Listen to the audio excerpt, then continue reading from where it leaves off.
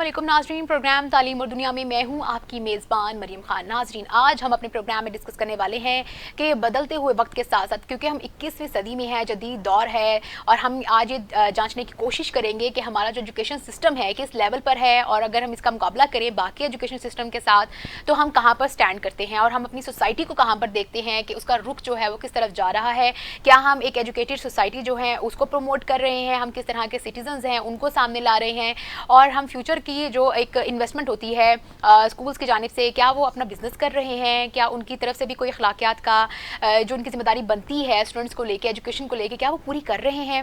और इसके अलावा हम बात करेंगे कि हम अपनी न्यू जनरेशन को बेस्ट लीडर के तौर पर कैसे देख सकते हैं, कैसे मुमकिन है कि हम कोई ऐसी पॉलिसीज़ लेकर आएँ या हम अपनी कोई ऐसा करिकुलम लेकर आएँ, ऐसी अमेंडमेंट्स करें जिसकी ज़रूरत है, और उससे हम एक अच्छी सोसाइटी, एक अच्छी नेशन जो है वो सामने ला सकें, ताकि वो सारी दुनिया का मुकाबला कर सके और हम पीछे ना रह जाएं। इसी हवाले से आज हम बात करेंगे, और आज बात करने के लिए हमें ज्वाइन किया है साबिक चेयरमैन एटीसी डॉक्टर मुख्तार हमारे साथ मौजूद हैं, और उनके साथ साथ हमारे साथ मौजूद हैं डॉक्टर शुएब जो कि एक माहिर तालीम है। आइए उनसे बात करते हैं।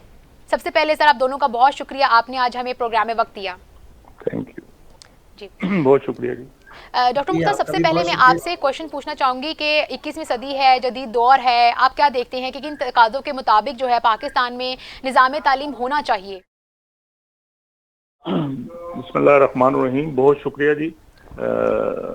निज़ाम तालीम, ये बड़ा अच्छा इंटरेस्टेड लफ्ज़ आपने बोला है। पहले निज़ाम है, लेकिन आफ्टर सेइंग दीज थिंग, मेरा ख्याल है कि चेंजिंग एनवायरनमेंट के अंदर, खासकर ये कोविड ने तो हम सबको बहुत ही शेक करके और बाकायदा जिसे कहते हैं ना, वो बता दिया कि कौन सा अदारा, कौन सी इंस्टीट्यूशन, कौन सा मुल्क जो है वो अपने आप को चेंजिंग हालात के मुताबिक अपने आप को ढाल चुका है। तो ये एक हमारे लिए ब्लेसिंग इन डिस्गाइज भी है कि आने वाले वक्त कैसे होंगे। अभी जो वक्त आ रहा है, मैं हमेशा कहता हूँ कि अगर बिल गेट स्मार्ट इनफ है और बिजनेस टाइकून है डेफिनेटली, तो अगर वो एक अच्छी यूनिवर्सिटी बनाए वर्ल्ड वाइड और नोबल लॉरिएट, वो अच्छे टॉप के टीचर दुनिया से पिक करे और वो वन वर्ल्ड वन यूनिवर्सिटी का कंसेप्ट लाए, तो बिलीव मी जितनी छोटी छोटी दुकानें ये सारी बंद हो जाएंगी।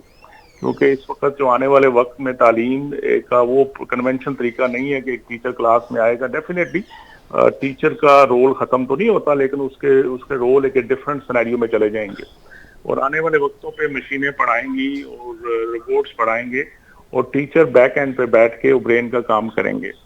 और एक और चीज जो है ना कि हमारे जैसे सब कंटिनेंट और हमारे जैसे डेवलपिंग कंट्रीज या लेस डेवलप कंट्रीज जो है, अभी भी वो डिग्रीज और सर्टिफिकेशन की तरफ बहुत ज्यादा रुझान है, बजाय कि आपकी लर्निंग आउटकम क्या है और आपने सीखा क्या है।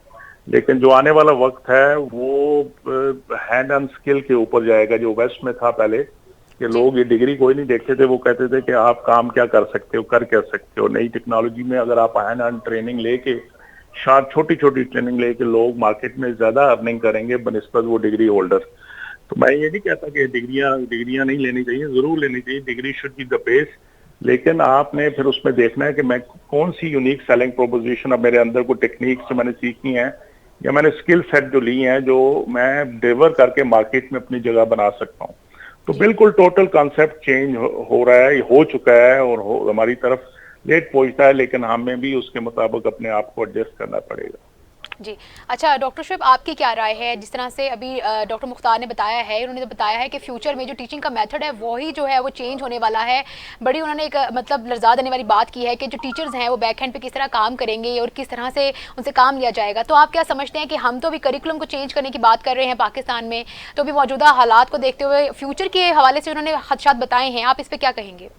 जी, मैं तो माशाल्लाह डॉक्टर साहब का तो बड़ा विजन है, और ये जो आज उन्होंने एक नया मुझे वर्ड दे दिया है, हमेशा की तरह मैं तो खैर बड़ा उनका मुतक़िद हूँ, और वन वर्ल्ड वन यूनिवर्सिटी का जो कॉन्सेप्ट उन्होंने दिया है, अब हमने इसको आगे लेके चलना है, हम उन्हीं की बात को आगे मतलब मैं सेकंड करूंगा। लेकिन मेरी ना दो तीन चीजें इसमें, दो तीन गुजारिशात हैं जो इन एडिशन टू दैट ना जी, हमें जाना तो अल्टीमेटली उस तरफ पड़ेगा जिस साइड पे डॉक्टर साहब ने निशानदेही कर दी है।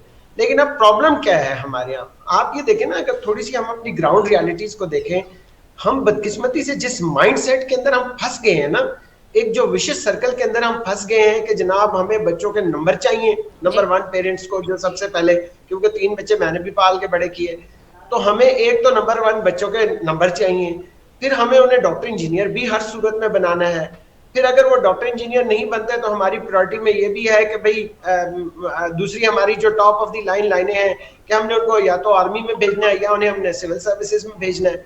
यानी हम इस बुरी तरह से इस विशेष सर्कल में फंस गए हैं कि अगर आज हमारे बच्चों में से कोई एक खड़े होकर ये कहता ना कि मैंने आर्ट्स की एजुकेशन लेनी है या मैंने मीडिया की एजुकेशन लेनी है या मैंने आर्टिस्ट बनना है, तो एक लम्हे के लिए झटका होता है। और कल ही मेरी बात किसी एक फैमिली से हो रही थी, उन्होंने, वो बच्चे को बड़ा पैशन है आर्ट्स में जाने का, तो उसने कहा बेटे आर्ट्स तो तुम साथ साथ करते रहोगे, पहले डिग्री तो कर लो।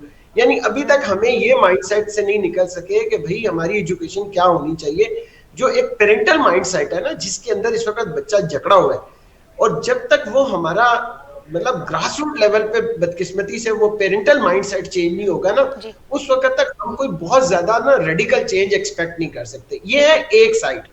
दूसरी साइड बदकिस्मती ये है कि बहुत से प्रोग्रामों में डॉक्टर साहब के साथ भी मतलब बहुत अच्छा हमारी न्याजमंदी रही है, प्रोग्रामों में भी हमने ये बातचीत की है कि दूसरे मरहला ये है कि आप एजुकेशन को एज ए नेशनल लेवल पे आप उसको प्रायोरिटी कितनी देते हैं। अब देखिए, पता है मैं आपको बताऊं, मार्केट में एक कितना खौफनाक ट्रेंड शुरू हो गया है।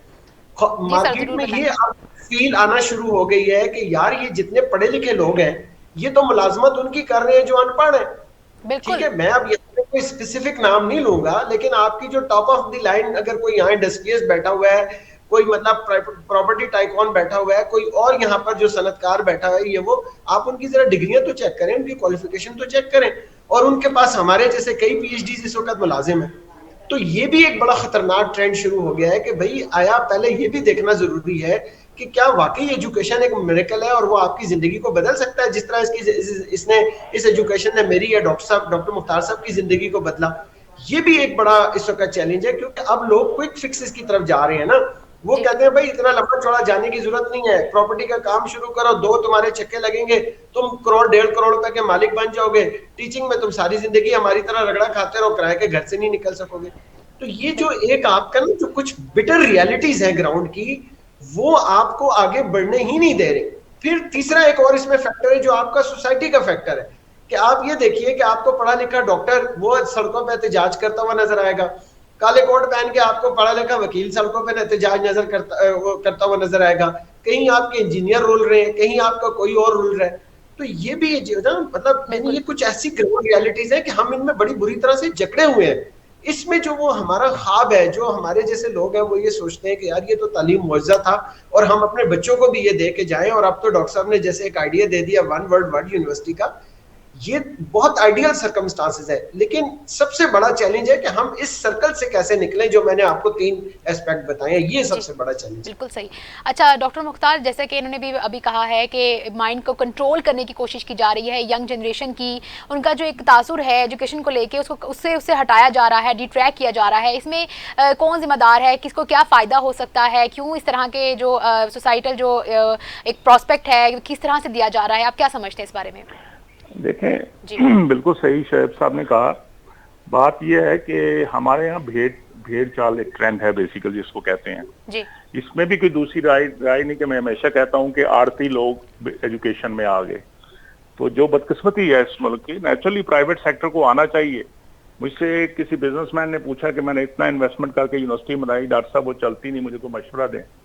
तो मैंने उनसे कहा जनाब आप यूनिवर्सिटी को यूनिवर्सिटी के तौर पे चलने दें, आप अगर फैक्ट्री के तौर पे चलाएंगे तो कभी भी नहीं चलेगी। तो उन्होंने मेरी बात मान ली और वो प्रोफेशनल लोगों को ला के यूनिवर्सिटी पे लोगों को साथ दे दिया। उसके बाद वो अल्हम्दुलिल्लाह यूनिवर्सिटी बहुत अच्छी चलेगी। तो ये एक माइंडसेट तो है हमारा बदकिस्मती से। और ये भी ठीक कह रहे हैं डॉक्टर साहब के, आज ही बच्चा पैदा होता है तो कहते हैं डॉक्टर बनेगा, इंजीनियर बनेगा, भले उसको बेचारे को डर लगता हो खून से मेरी तरह, ठीक है। तो लेकिन एक चीज और भी है साथ, जो डॉक्टर साहब ने 3 फैक्टर 4 बताए, लेकिन एक नेचर और प्लस मार्केट ट्रेंड। मार्केट जो है ना वो अपना कोर्स ऑफ एक्शन खुद डिटरमिन करती है। हम जितना मर्जी रेजिस्ट करते रहें। ये अमेरिका में भी था, जब मैं पढ़ रहा था 90s में, उस वक्त भी ये चॉइसेस की बात थी। जब आपके पास चीजें सेटल होना शुरू हो जाएंगी तो फिर लोग चॉइसेस की तरफ जाएंगे। प्रोफेसर को बनना चाहेगा तो उसको पता है मैंने पीएचडी करनी है, रिसर्च करूंगा तब प्रोफेसर बनूंगा। और उस वक्त भी तो मुझे याद है कि मैं यूनिवर्सिटी ऑफ कैलिफोर्निया में था तो $29,000 पर ईयर सैलरी थी एक प्रोफेसर की एंट्री लेवल पे, टीचर की। अगर कोई यूनिवर्सिटी में एंटर होता था लेक्चरर के तौर पे या रिसर्च एसोसिएट के तौर पे फुल टाइम के तौर पे तो उसकी 29,000 रुपीज के करीब 28,000 29,000 साल की सैलरी पैकेज बनता था।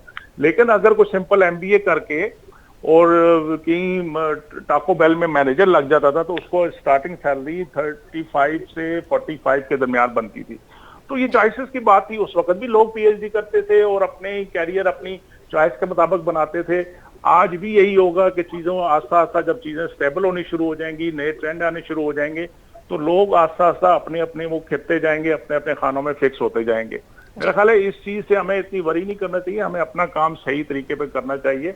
और बदकिस्मती से जो हमारे यहाँ फैकल्टी स्टाफ है ना, तो हम ये खाली प्लाटों का और प्रॉपर्टी का शोएब साहब सिर्फ लोग स्टूडेंट या यंग लोग नहीं सोचते, इस वक्त बहुत सारे प्रोफेसर भी यही काम कर रहे हैं। वक्त सिर्फ हाजिरी लगाने आते हैं यूनिवर्सिटियों में और एक आध क्लास पढ़ाई और फिर जाके अपने प्लाट शलाट देखते हैं कौन सा प्लाट अच्छा है इस वक्त, और वो अपना बिजनेस करते हैं।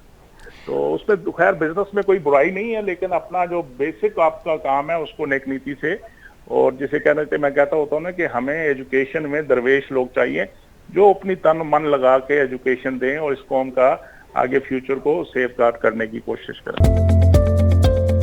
इंटर का रिजल्ट आया तो उसने तो हमें हैरान ही कर दिया। 1100 में से कुछ स्टूडेंट ने तो बिल्कुल पूरे मार्क्स ही ले लिए, 90% से कम तो बहुत कम स्टूडेंट्स थे जिनके मार्क्स आए थे। तो क्या हमारा ऑनलाइन एजुकेशन सिस्टम इतना बेहतरीन निकला है? आप ये कहते हो, एक बोर्ड ने तो 1100 में से 1168 नंबर भी दिए हैं। देखिए सर, ठीक है, तो आपको आप समझ आ गई होगी ना कि हमारी उस वक्त बच्चे क्यों स्ट्राइक कर रहे थे कि हमने ऑनलाइन एग्जाम देना है, इन क्लास नहीं देना। जी बिल्कुल, ठीक है ना। तो लीडरशिप आप बच्चों में कहाँ से आएगी? आपके बच्चे को आप उसको फैसिलिटेट करें, आप उसके लिए एक फैसिलिटेटर बने। अब अथॉरिटेटिव जो माइंडसेट है ना, चाहे वो हुकूमती सतह पर हो, अब तो रिकंसिलिएशन का दौर है, आप बैठे बात करें। जब आप एक दूसरे के दरवाजे बंद कर देंगे, वो शायर ने कहा था कुछ खफा खफा से तुम रहे, कुछ खफा खफा से हम, इसी कशमकश में टूट गया रिश्ता चाहत का।